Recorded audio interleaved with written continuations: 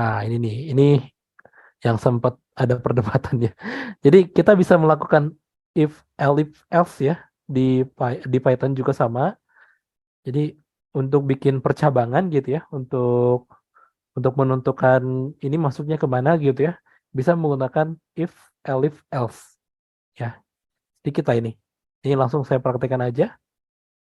Ctrl, ntar saya bikin baru dulu, saya save. Ini berarti if else ya, if else. Oke, mungkin kalau mau ngikutin dari sana ya, ini kan misalkan bikin variabel jumlah istri ya. Nah, teman-teman bisa bikin if kayak gini doang ya. If misalkan jumlah istri sama dengan 1. Sama dengan 0 dulu ya, sama dengan 0. Nah, bisa bisa kasih else doang, if else doang itu juga bisa sebetulnya. Jadi misalkan ini kita print eh belum menikah. Terus, nah di sini ada indentasi ya. Jadi ini indentasi itu harus diperhatikan. Kenapa? Karena indentasi itu mewakili bahwa ini ada di dalam if. Ya ini pakai titik dua nih di sininya. Karena di Python nggak ada kurung kurawal yang kayak di situ ya. Makanya yang mengasih tahu kalau coding ini ada di dalam if itu adalah indentasinya. Ya, dan ini otomatis tuh. Ya tabnya yang ngasih taunya. Ya, nggak boleh kayak gini nih, nggak boleh seperti ini. Di Python seperti itu. Kalau di IDE lain mungkin ada tinggal auto format itu ada. Ya, kayak gitu ya. Nah, terus untuk else tinggal gini aja. Misalkan print kamu sudah menikah. Ya, enter. Tuh. Ya, sekali lagi indentasi harus diperhatikan ya. Ini menandakan kalau program kita ini ada di dalam statement yang ini gitu ya. Jadi si print ini ada di dalam if ini. Si printnya ini ada di dalam else. Nah, kalau kita lupa misalkan ngasih indentasi ini kemungkinan error. Tuh error ya, kayak gitu. Jadi harus kita tambahkan indentasi. Kayak gitu. Ini sebenarnya kalau di sini udah bisa langsung aja. Kayak gitu. Oke, kalau if-nya ada banyak gimana? Ya kalau if-nya ada banyak bisa pakai elif ya. Kayak gitu, bisa pakai elif kayak gini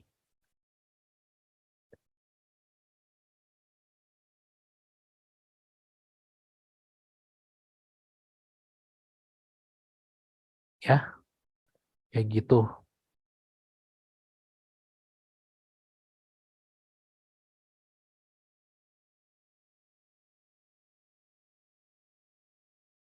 Kayak gini ya. Kalau mau if-nya lebih banyak. Tuh. Misalkan ini saya ganti jadi 1, ya dia akan otomatis ke ini ya. Kalau saya ganti jadi 0, ya dia akan otomatis ke if yang pertama. Kayak gitu. Ya, ini penggunaan if, elif, dan else ya. Yang ada di Python gampang lah, masih simple. Malam minggu coding soal ya biar biar nggak ini ya, biar nggak bosan gitu ya. Oke, soalnya ini materi kita cuman ngeprint ke sini doang ya, biasanya bosan. Kayak minimal materinya ada yang bikin kita melotot gitu ya. Seperti itu. Oke, aman ya? Yang if else aman? Bisa bisa.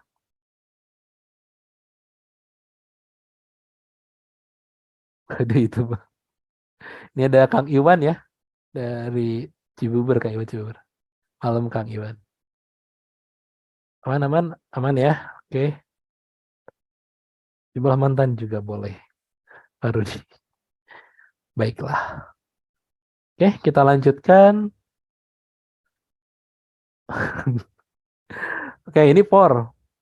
For ini gini. Jadi for ini pengulangan ya, di bahasa lain juga ada pengulangan, di Arduino juga ada for, ada while juga, di Python juga ada while. Nah, tapi di Python agak sedikit unik ya. Nih coba kita save dulu ya. Tulis aja pengulangan ya, atau mau for juga boleh bebas. Mau pengulangan boleh. Pengulangan ada banyak di Python ya, ada while juga yang akan saya coba ini for-nya ya. Kayak gitu. Nah, di for teman-teman bisa nulis for, kemudian nama variabelnya ya, nama variabel yang nanti akan diulangnya apa. Misalkan tadi jumlah mantan, kemudian in range. Nah, teman-teman bisa masukin di sini berapa kali jumlah yang mau ditampilkannya, ya. Misalkan kita mau nampilin jumlah mantan sebanyak 5 kali gitu ya. Nah, berarti tulis 5 ya. Nah, kemudian kita tinggal print. Misalkan kita tulisannya hello mantan dulu ya, hello mantan. Nah, coding ini akan diulang sebanyak 5 kali ya. Nah, kita coba nih. Tuh, 1, 2, 3, 4, 5. Oke. Nah, kalau teman-teman mau nampilin jumlah mantannya gimana? Ya, udah bisa tinggal kasih koma aja gini, kemudian tulis jumlah mantan. Nah, ini kita bisa print, kemudian akan nulis tuh 0, 1, 2, 3, 4.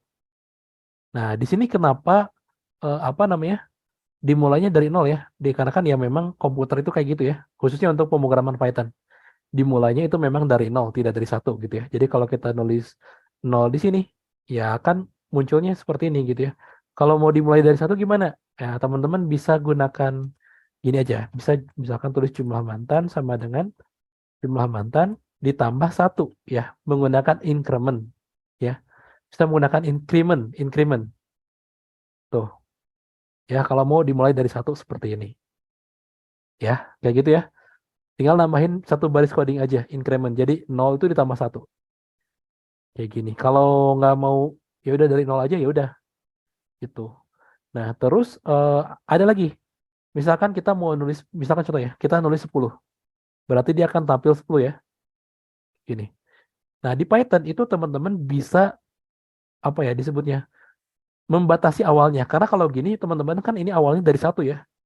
Misalkan teman-teman mau cuman manggil mantan ke-5 sama ke-10 aja misalkan.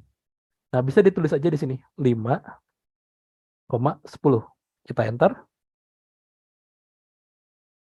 Nah, di sini yang terpanggil adalah 6, 7, 8, 10 ya. Ya ini sebetulnya sesuai dengan indeks array-nya ya, atau indeks si ininya, indeks si pengulangannya, ya seperti itu. Karena kalau tanpa ini nih baru kelihatan nih, kalau tanpa ini baru kelihatan tuh ya 5 sampai 10. 10 ini berarti dari 0 kan hitungannya 0, 1, 2, 3, 4, 5, 6, 7, 8, 9. Nah, kalau kita nulis 10 berarti cuma sampai 9 ya. Tapi jumlahnya tetap 10 karena pengulangan dari 0 ya. Ini semoga paham ya. Pengulangan dari 0. Kayak gitu. Nah, untuk angka 5 itu mau kita mulai dari mana gitu ya. Kalau dimulai dari 2 ya dia akan dimulai dari 1. Sorry dari 2. Ya, kalau kita tulis 1 berarti dia akan mulai dari 1. Kayak gitu. Gitu ya. Terus teman-teman bisa nambahin satu lagi parameter yaitu kelipatan. Ya, misalkan saya tulis 3. Nah, dia akan menampilkan kelipatan 3. Tuh, 2, 5, 8. Kalau saya tulis 2, dia akan menampilkan kelipatan 2-nya. Tuh, 2, 4, 6, 8. Ya, seperti ini ya. Jadi ada beberapa parameter yang bisa kita masukkan di dalam pengulangan di Python. Seperti itu. Kalau mau nentuin awalnya, silakan ditentuin di sini. Kalau mau pakai kelipatan, silakan diatur di sini ya. Kalau nggak butuh itu, ya udah tinggal ini aja ya, parameternya, simpel. Tuh, kayak gitu. Simpel ya. Betul, 0 ya, 0 dihitung indeks ya. Oke, nambahin delay gimana? Oke, ini mungkin masuk ke package ya, tapi nggak apa-apa. Jadi untuk nambahin delay bisa gunakan import time dan ini udah ada di Python-nya ya, udah ada di Python-nya. Nah, bisa gunakan apa namanya? Time slip ya, time dot slip. Silakan tulis saja delaynya mau berapa, misalkan 1. 1 itu berarti 1 detik ya. Nah, enter. Tuh. Ya, bisa gunakan eh, time, modul time ya. Ini udah ada, library-nya udah ada di Python ya. Jadi teman-teman tidak perlu apa ya, tidak perlu nambahin lagi. Ya, seperti itu.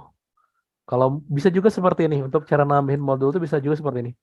From machine import sorry, from time import sleep. Ya ini ya udah time-nya berarti nggak usah dimasukin kan kalau gini. Tuh sama. Kayak gitu ya.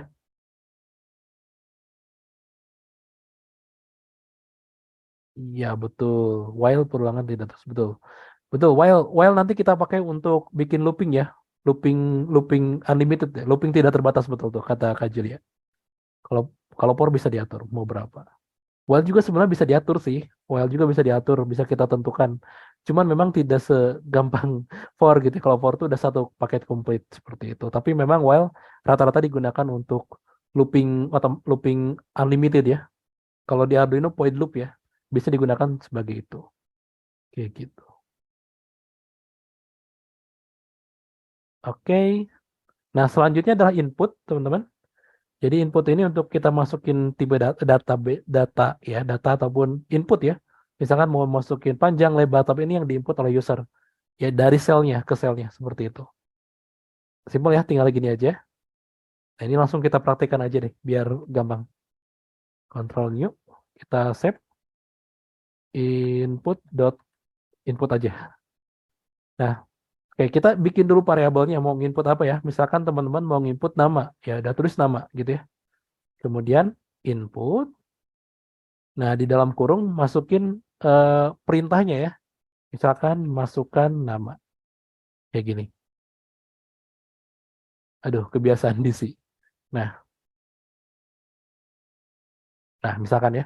Terus misalkan umur. Tulis aja input, masukkan umur. Kayak gini. Udah, selanjutnya kalau mau di print ya tinggal print aja. Print, nama, print, umur misalkan. Gini ya, simple ya. Oke, kalau mau dijalankan nih, nah nanti ada di sini tuh. Jadi usernya ngetik di selnya ya. Misalkan nama Ajang, umur 8. Nah, lalu ke print tuh. Ya, kalau mau digabungin, bisa juga. Nama saya.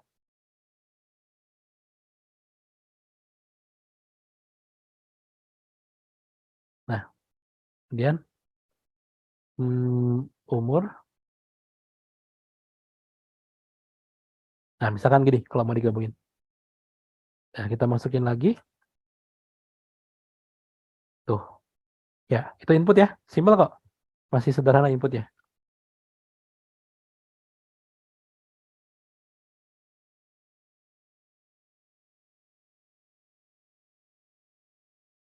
Oke, oke, siap.